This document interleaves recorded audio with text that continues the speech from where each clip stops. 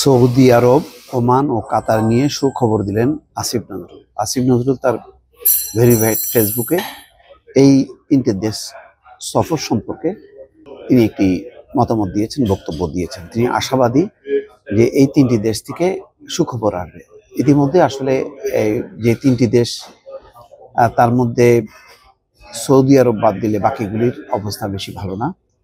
খুবই সীমিত সংখ্যক বাংলাদেশি সেখানে যেতে পারে। তো সেই জায়গায় ডক্টর আসিফ নজরুল তিনি সফর করেছেন এবং সুখবর দিচ্ছেন।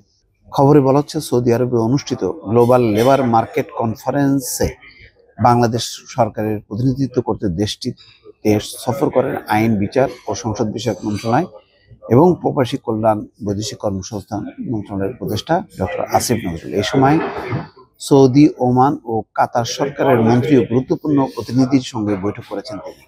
মঙ্গলবার সকালে এই সফর ও বৈঠকের ফলাফল নিয়ে সামাজিক যোগাযোগ মাধ্যমে ফেসবুকে স্ট্যাটাস দিয়েছেন তিনি।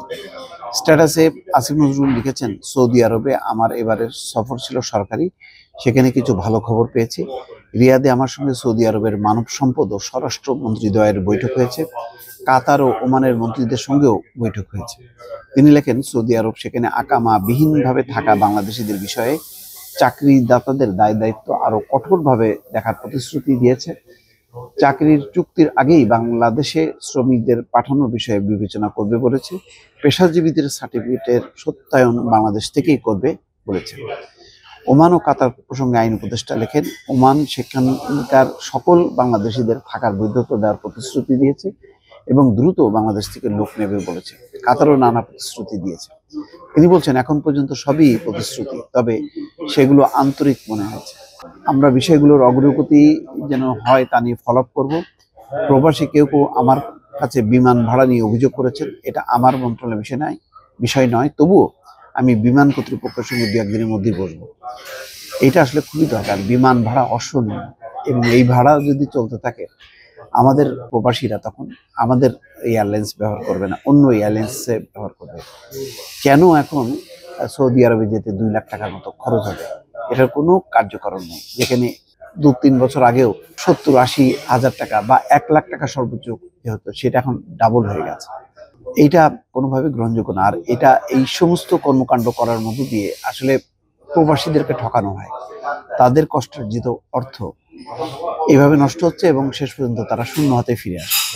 পোস্টে আসিফ নজরুল লেখেন, সবশেষ আপনাদের বহু মানুষের কাছে সৌদি আরবের বাংলাদেশ দূতাবাস সম্পর্কে ভালো মূল্যায়ন পেয়েছি। তাদের কাজের নিষ্ঠা, আন্তরিকতা ও দেশপ্রেম দেখে আমারও ভালো লেগেছে। 2 দিনের 4 জন গুরুত্বপূর্ণ মন্ত্রী শুধু নয়, তারা আমার সঙ্গে সৌদি আরবের বড় বড় প্রায় 20টি চাকরিদাতা কোম্পানি ও প্রবাসী বাংলাদেশের রেমিটেন্স যোদ্ধাদের সঙ্গে 2টো মিটিংয়ের ব্যবস্থা করেছে। এগুলো নিয়ে পরে লিখবেন জানিয়ে আইন উপদেষ্টা আরও বলেন, সবাই ভালো থাকবেন, আমার জন্য দোয়া করবেন। যাই হোক, এগুলি তো সবই অ্যাক্টিভিটিস। যতক্ষণ না পর্যন্ত আসলে প্রবাসীরা সেইগুলো বাস্তব রূপ না দেখছে ততক্ষণ আশাবাদী হবে না। তবে এটা ঠিক একটা আশার সঞ্চার হয়েছে বা কি ডেভেলপমেন্ট হয়েছে, সেটা ডক্টর আসিফ নজরুল নিজে দায়িত্ব নিয়ে তার ফেসবুকে সেই তথ্যগুলো দিচ্ছেন। এটাও ভালো। প্রবাসীরা আশ্বস্ত হবে এবং বুঝতে পারবে যে সরকারের কর্মকাণ্ড সম্পর্কে। দর্শক ভালো থাকবেন, আল্লাহ হাফিজ।